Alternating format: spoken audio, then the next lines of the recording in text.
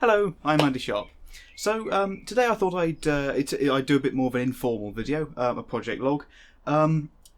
Normally I do at least try not to ramble completely at random, but today I'm just going to go completely off the rails. I apologise for the lack of videos over the last couple of weeks. I've been moving house, and in moving house, I've decided that I need some bookends. I've had a look on eBay for some second-hand antique ones, and the only ones I could find were the sort of I call them the sort of things that you'd have in a charity shop that nobody would buy. And they've all got like cartoon pigs on, and that's not really my style. The ones I do like on Etsy are about 10 to 12 quid, and while most people would be perfectly happy to actually spend that money, I don't want to. So I have a bit of old wood knocking about, reclaimed wood, in other words, some shit I found at the back of the shed. So I'm going to try and see what I can if I can turn it into some reasonable looking bookends. I've got some suspicious wood stain. I've got a horrible hair. I do apologise. It's second day hair because I couldn't be bothered to do anything to it this morning. I can try that. Is that better? There we are. I'll do the rest of the video like this. That's that'll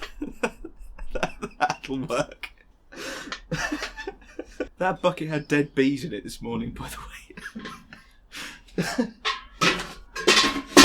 Right, that was a horrible noise. So the bits of wood I've got for this project, it's the same. If you've watched my horrendous workshop tool project, which please don't if you care about woodwork in the slightest. It's just a horrendous mess.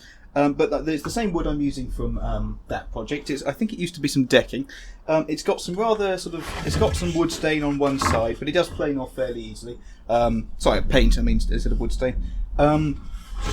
And to cover up the wood stain, I've got some rather suspicious, very old wood dye that I found in my grandpa's drawer of many things. I've inherited his tool, so I've ended up with all sorts of old stuff. But it seems to be fine. It's a deep mahogany colour, so that'll hopefully convince people that this is a luxury piece of furniture.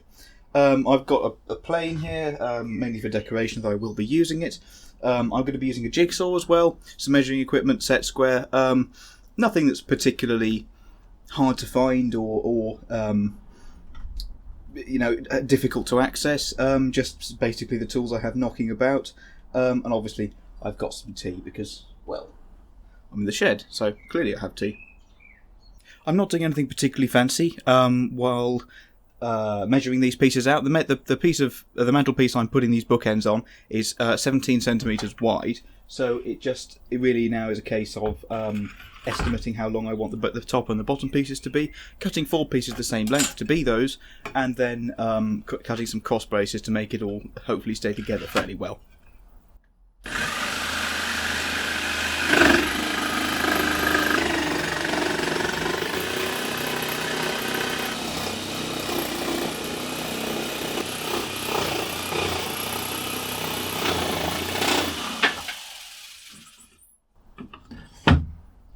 Now this does have, this is not perfect, this wood, as you can tell. It's got staples and things in it. So I think what I'm going to do with that is just basically pry the staples out as best I can. I don't want to scuff up the face of this too much, but hopefully if I can kind of get something under it, I can just pry it out.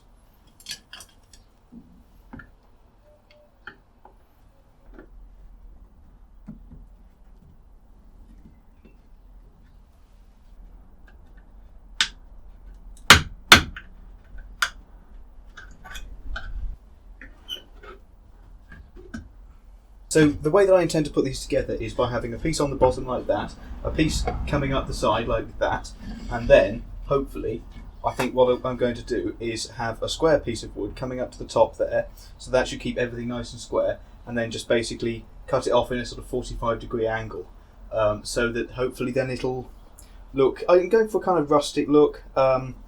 Rustic to me is basically code for badly put together, and I'm going for that, basically.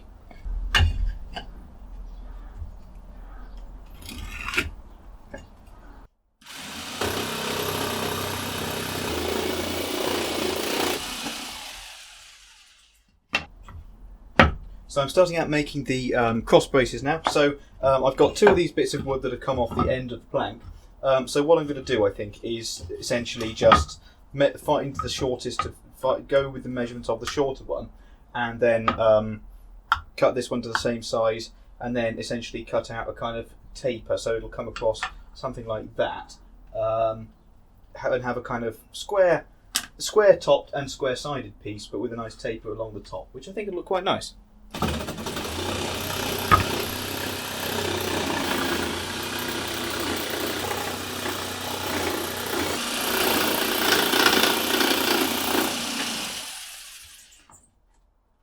So I've got everything cut out, now it's just time to plane and then sand it.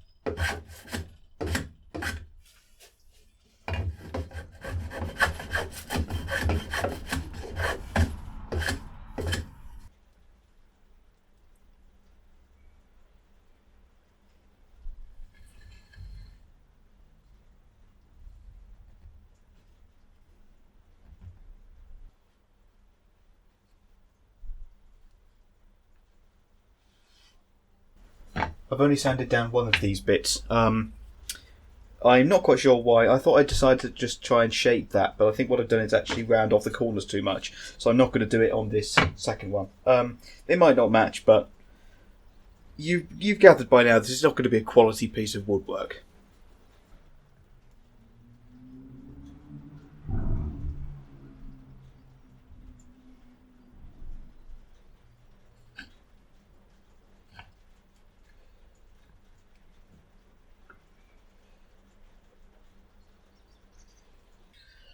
Just going to pretend that this little gap is not there. I might daub some wood filler in it later, but to be honest, it's not too horrendous. With a bit of sanding, that'll be all right. I'm aware that this is slightly off-centre, but the whole thing is slightly off-centre. So, whoops.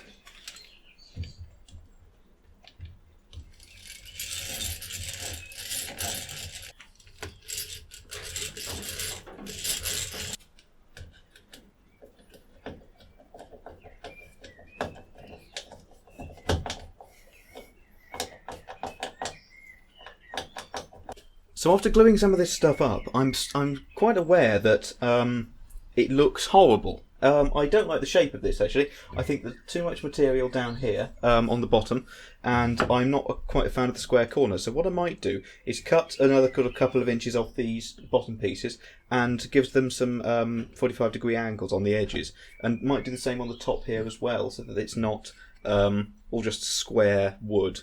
Hopefully that might look a bit better. It'll be a little bit harder to plane off and sand, but to be fair, I've planed off anyway, so that shouldn't be an issue. And sanding, well, I could just do more of it. That's better.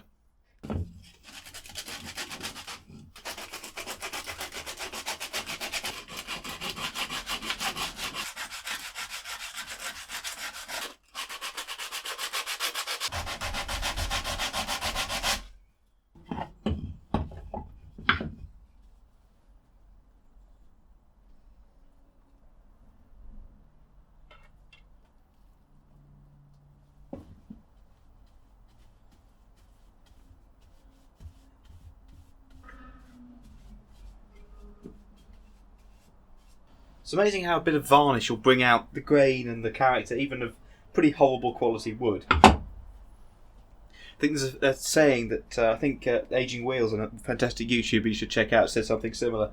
That's grinding and paint make me the welder I ain't. But yeah, it doesn't apply to this. Cut that bit out. I decided against staining, purely because the mahogany stain wasn't quite the colour I was hoping for.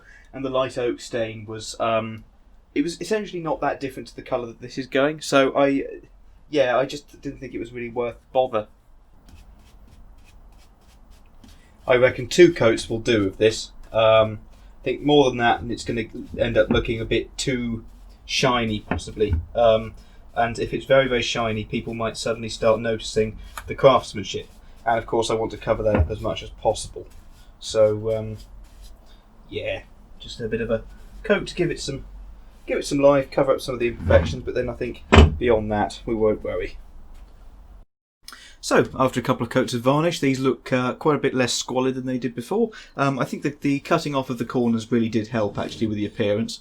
And the little bit of shine, the satin finish that the varnish has given, has helped cover up some of the horrible things. It's only me that has to look at them anyway, so, you know, it's okay. But, yeah, now I just need to get some more books. I hope you've enjoyed this silly little video about some bookends. And if hopefully, I mean, if you want to make the finished product yourself, then just do it better than me, because I'm sure you can. Anyway, I hope you've enjoyed watching. I'll see you again soon. Bye.